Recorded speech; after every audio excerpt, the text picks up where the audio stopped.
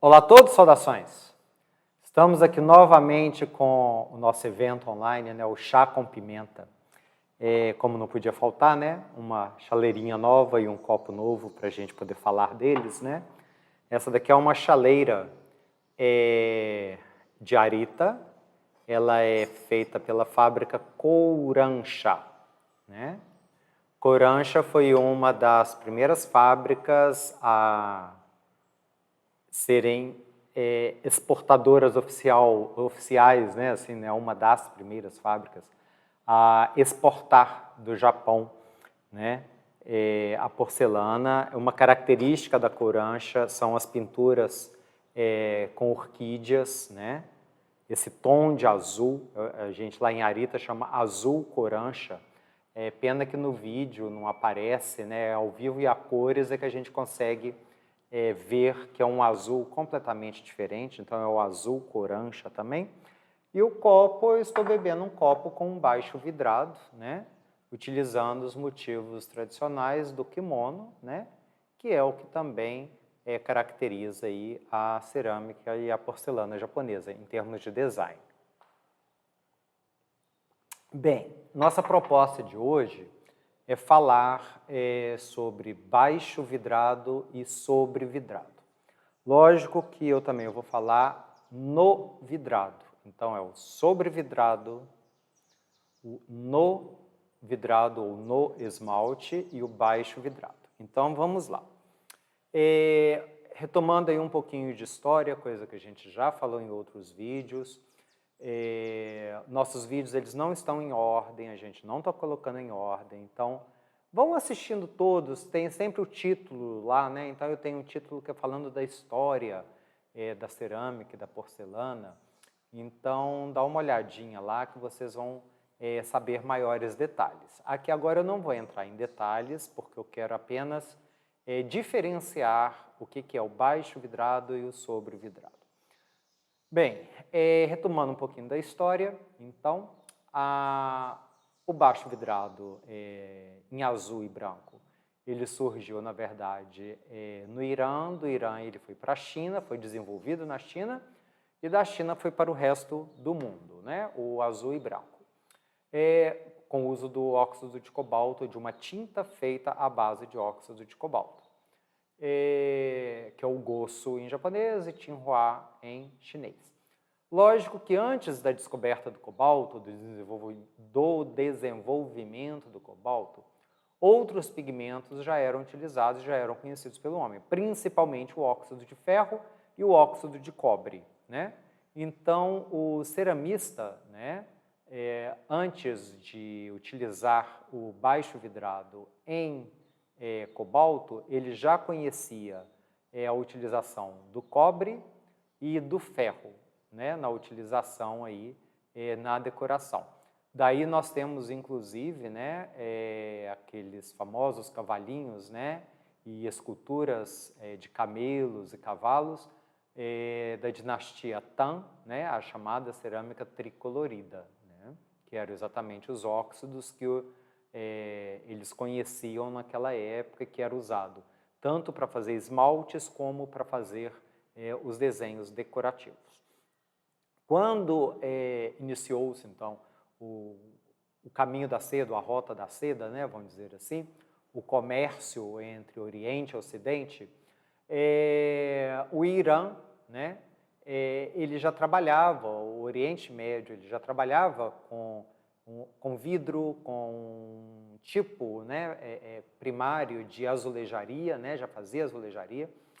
E a tinta, então, ela foi importada pelos chineses, né?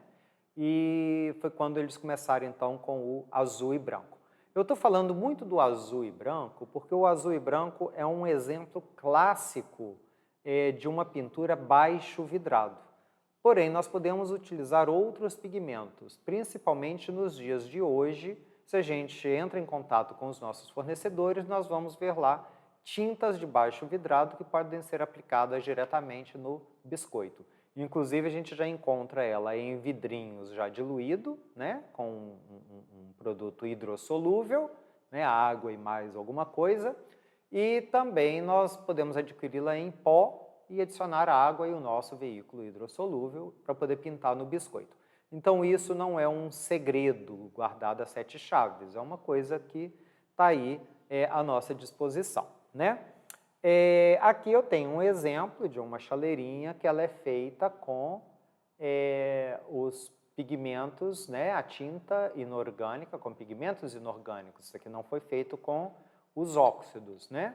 Então eu consigo uma variedade, eu consigo degradês, eu consigo mistura das cores. As cores elas podem ser misturadas entre si. E aqui eu tenho exemplos de baixo vidrado, né? Esse copo aqui, ou esse modelo de copo, eu já mostrei várias vezes, né? São exemplos de copos que eu cheguei a fazer durante esses últimos 6 anos que eu estive lá em Arita, que é como a gente já falou antes também, né? A capital mundial aí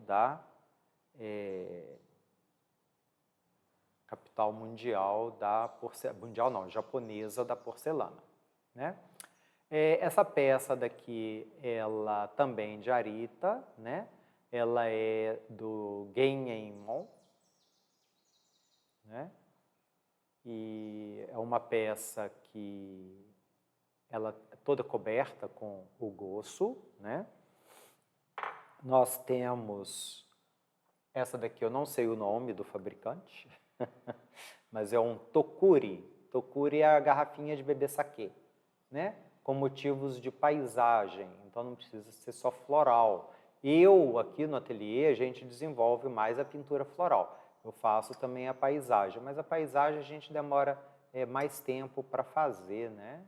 Então, demanda um pouquinho mais de tempo, mas é possível de fazer, né? Então, aqui alguns exemplos do baixo vidrado. Essa vasilha, está meio barulhento hoje aqui na minha rua. Essa vasilha aqui é um exemplo legal que eu gosto de mostrar, porque eu tenho ela em baixo vidrado e eu tenho ela sobre o vidrado. O vermelho aqui, no caso, é o sobre vidrado, ok?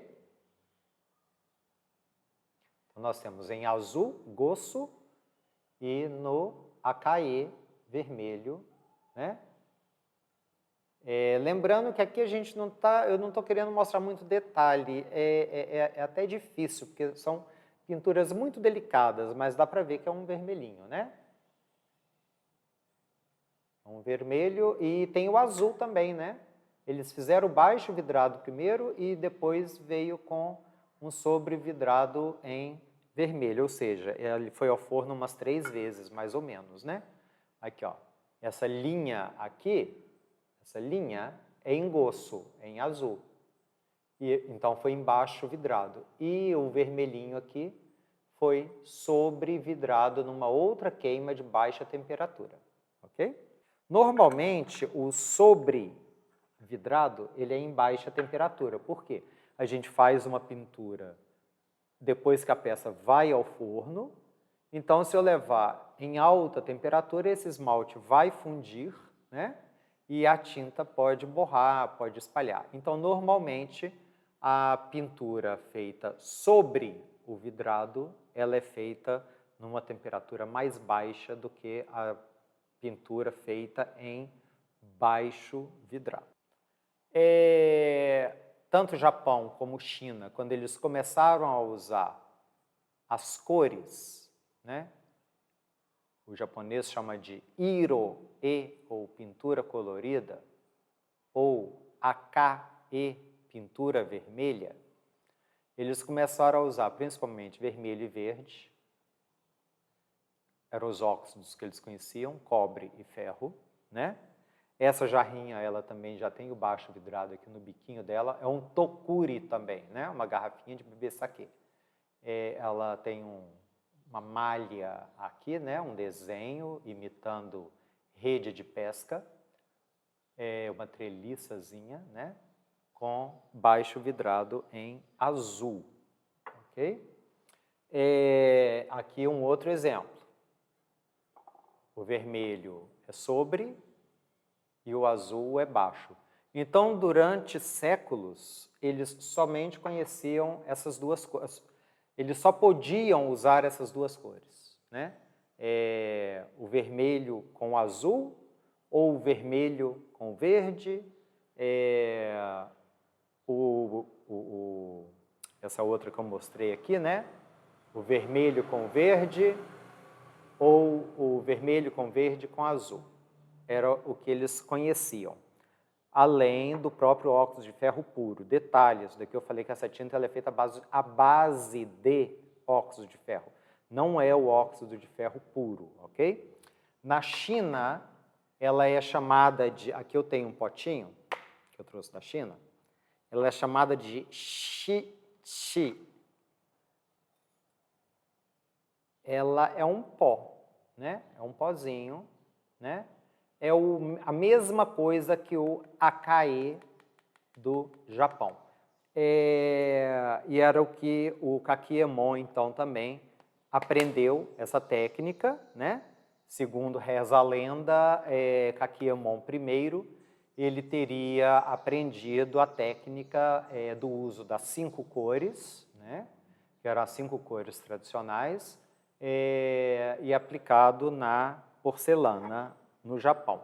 Aqui é um exemplo, agora está complicado porque nós estamos batendo sol aqui onde eu estou e não dá mais para a gente mudar de local.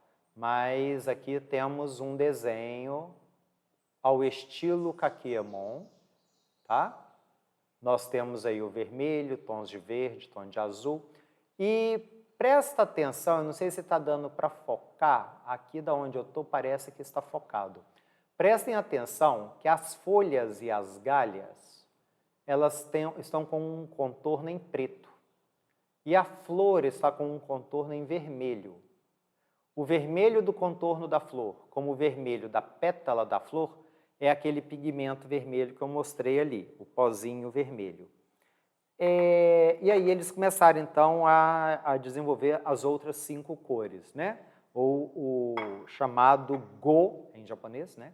Go, Sai, De, ou em chinês, Wu Tsai. Que eles começaram, vamos ver se eu localizo um lugar que não bata sol nesse ateliê, na hora que a gente precisa de sol. Aqui, achei um local. Então, aqui nós temos o contorno em preto, contorno em vermelho e por cima de alguns contornos em azul, baixo vidrado, foi passado o ouro coloidal ou ouro líquido, tá? Eu gosto sempre de falar, e eu sou muito criticado, mas aí eu falo para as pessoas também começarem a pesquisar, né? Porque eu tive, felizmente, né? Eu tive a oportunidade de buscar isso em loco. Eu fui nas cidades. Eu frequentei os ateliês, as escolas, a universidade, tanto na China como no Japão, de vários ateliês que pintavam, tanto baixo vidrado como sobre vidrado. Em nenhum ateliê que faz pintura sobre vidrado, que é isso aqui, eu vou falar desse pratão aqui daqui a pouco, tá? Isso é um sobre vidrado, tá? Em nenhum ateliê que eu frequentei, China e Japão, eles utilizam da famosa caneta ou canetado. Tem hora que me dói o coração quando eu escuto o pessoal da porcelana. Mais uma vez, não estou criticando ninguém em particular, Deus me livre ser criticado ou criticar alguém em especial. Estou falando de forma geral de história, estou contando a história e a evolução e a diferença de uma técnica para outra. Aqui no Ocidente, muita gente que pinta porcelana fala e ensina que a pintura... eu não sei como eu consigo mostrar. Estão fazendo sinal ali para mim, para eu colocar na palma da minha mão. Aqui, ó. Gente, isso daqui, se a gente não conseguir o foco, eram aquelas canetas antigas, caneta tinteiro antiga. Hoje em dia o pessoal ainda usa para subscritar convite de casamento, sabe? Os calígrafos que fazem convite de casamento. Utilize isso daqui. É a pena ou pluma, ok? Então, ou caneta, né? Era caneta tinteiro antigamente, né? Muita gente que pinta porcelana fala do canetado. Fala que esses contornos aqui, fininho, delicadinho, era feita com uma caneta, com a pena que os japoneses, os chineses faziam de bambu. Nunca existiu isso. Eles nunca usaram, em momento algum da história da cerâmica ou da porcelana, nem chinês, nem japonês, jamais utilizaram algo sequer similar a isso aqui. Nem de metal, nem de ouro, nem de prata, nem de bambu, nem de pena de ganso. Não usavam, tá? Isso nasceu lá na Europa. O pessoal que escrevia as bíblias, os calígrafos, os escribas, lá na Idade Média, tá bom? Que usava isso aqui para escrever, tá? Eu esqueci de falar, né? Eu critiquei aí o pessoal e não falei o certo que era. Não se usava as pontas, a caneta, pluma, nunca usou, mas eram usados os pincéis. Nós temos vídeos aí na nossa rede social aí, e nos nossos programas, falando específico de pincel. Então, tem uns pincéis que são próprios para linha. Então, vão colocar isso na cabeça. Nós até podemos não ter o controle motor de fazer com a linha, mas lá no Japão e na China é feito com linha. Quando eu fiz um curso lá de Akae, que era de pintura, para mim foi uma das coisas mais difíceis, foi exatamente fazer linha fininha com esse pincel, né? Então, existem pincéis específicos para isso, existe o aprendizado para isso. Esse pratão, ele é sobre esmalte. Está dando um reflexo ruim do sol, mas como eu falei antes, eu não estou querendo mostrar detalhe. Mas vocês estão vendo que ele está rico em tons verdes. Então, usa-se uma terminologia para isso, que é family verde, né? Então, é exatamente família verde. Então, são as cores da família verde, que é o mais próximo do Go-Saide, que são as 5 cores que o oriental usava, tanto China, e depois foi exportada para o Japão, foi difundida no Japão, principalmente por Kakiemon. Kakiemon começou o Go-Saide no Japão, aproximadamente no final do século XVI, já no século XVII. Até porque Kakiemon pintava sobre porcelana, e a porcelana em Arita, no Japão, foi desenvolvida em 1616, ok? Então, aqui nós temos um outro exemplo de um Akae, ou seja, uma pintura vermelha, né? Mas vocês estão vendo que tem muito ouro. Isso aqui tudo aqui é ouro, ó. Isso é ouro. Isso é ouro. Os detalhes filetados em ouro, né? Então, esse estilo aqui a gente já chama de kin. Kin é ouro em japonês. Kinrande. Mas também o kinrande é um tipo de etsuke. Então, eu falei outro dia não, foi ontem na minha live, se não me engano, que ou em dos nossos programas, desculpa, eu não lembro quando foi. É bom que força vocês a assistirem todos os meus programas. Mas em um dos programas, eu falo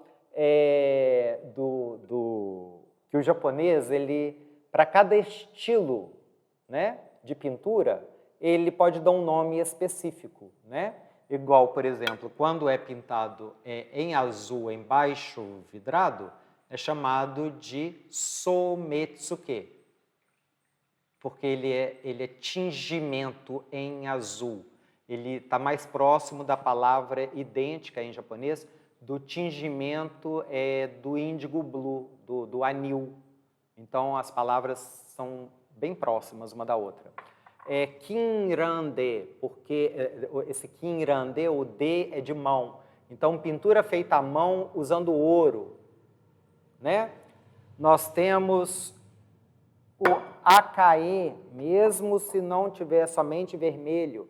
Aquele outro que eu mostrei lá, o Kinrande, também é chamado de Akae, apesar de ter azul, apesar de ter outras cores lá, tá bom? O Akae mesmo surgiu disso daqui. Se a gente procurar no Google Akae, eu amo esse tipo de trabalho. Estou querendo desenvolver uma coleção usando esse tipo de trabalho, apenas verde e vermelho. Esse daqui tem um contorno ainda no verde, tem um contorno em preto, que é o Kakiguro, ou preto para escrever. Né? O Kakiguro, ele é uma tinta preta para desenhar com pincel.